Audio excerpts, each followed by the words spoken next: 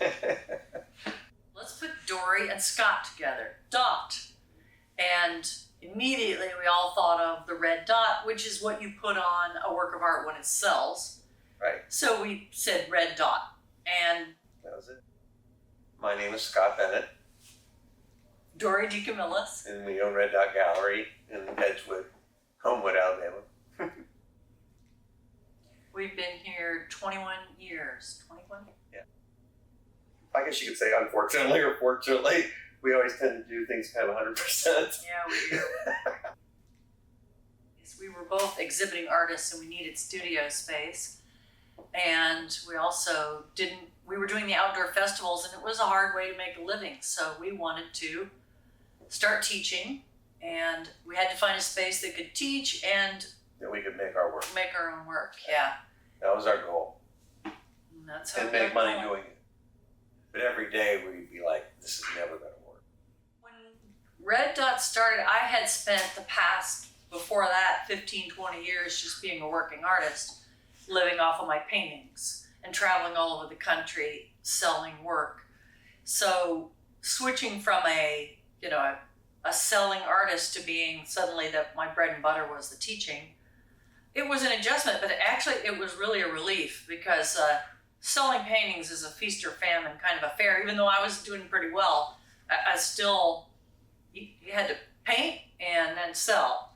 And so suddenly I just had people that would come every week and give me money. So I was a big relief and I felt like, oh my gosh, I get to paint at my leisure.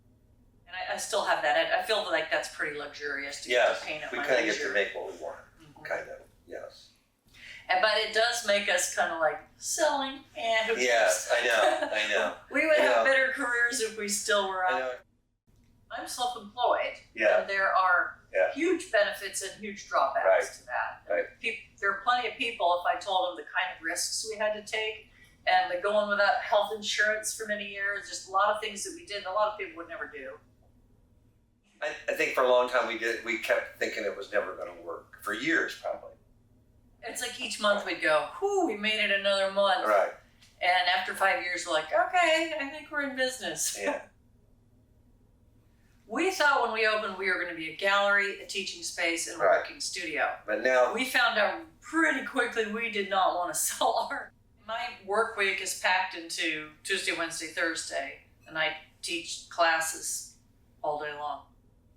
Teach, teach, teach. On the days that I'm teaching, other days, we have a building to maintain. Yeah. We make our own work. So Yeah. he has a lot more maintenance with Yes, kilns and yes. stuff than I do. I probably spend 20 hours a week in a kiln. Just because I fire 4 times a week. And it's weird.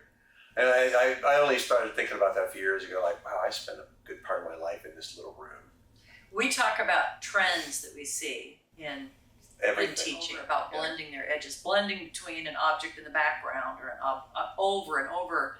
People had been here for a decade. They'd still go, what do you mean blend your edges? And like, that thing we did on the first painting. And they knew. They would go, lazy, obstinate, or they'd go, I have no idea.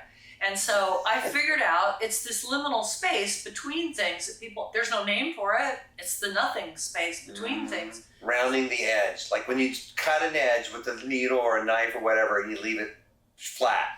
I'm like, you kind of round that edge off. It's a space between the inside and the outside of the pot. But that's an example of something that we're teaching overlaps, and we find that fascinating. If we weren't working artists while teaching, it'd be a different ballgame as far as, they see me struggling sometimes. Right. They see me having the same going through the same problem. Open the kiln and my piece blew up. Open the kiln and I was like, what? Like, yeah, it happens to all of us. We sit here and listen to the failure that happens, and we can hear when people drop things. Yeah. And we're like, thank God we're painters. We don't lose anything. Oh, God. We're sissies. That's hard. If my students complain, I tell them, go over to the clay room. Right. See how easy it is over there. Right. There was this series of videos years ago that was produced, and at the beginning of every one, the little foreword, it says, ceramics can last 5,000 years and be broken in a matter of a second.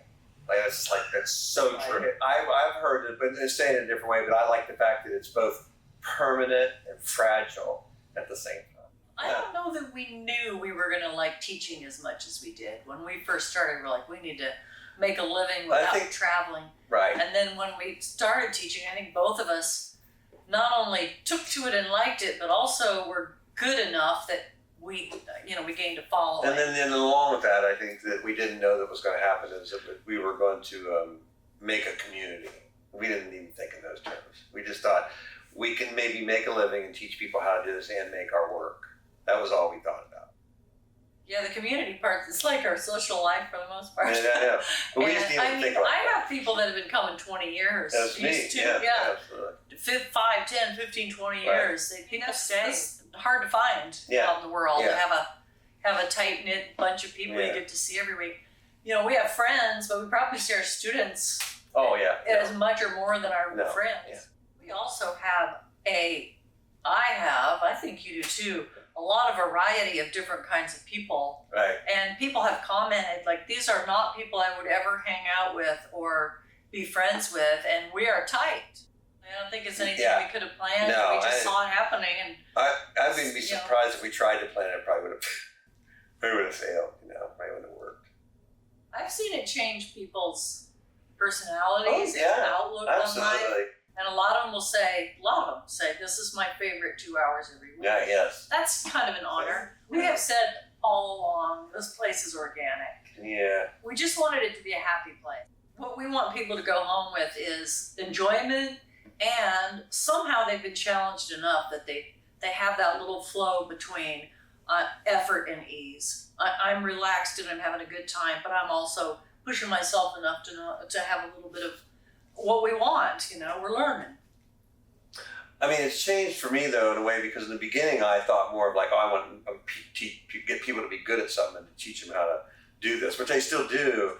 But now it's more like I want them to enjoy themselves, to stay, keep coming, to enjoy it. That's more important, I think. Again, we didn't know. I said that earlier. I didn't know that was part of it. I know something may be fun. This is serious. What are you talking about?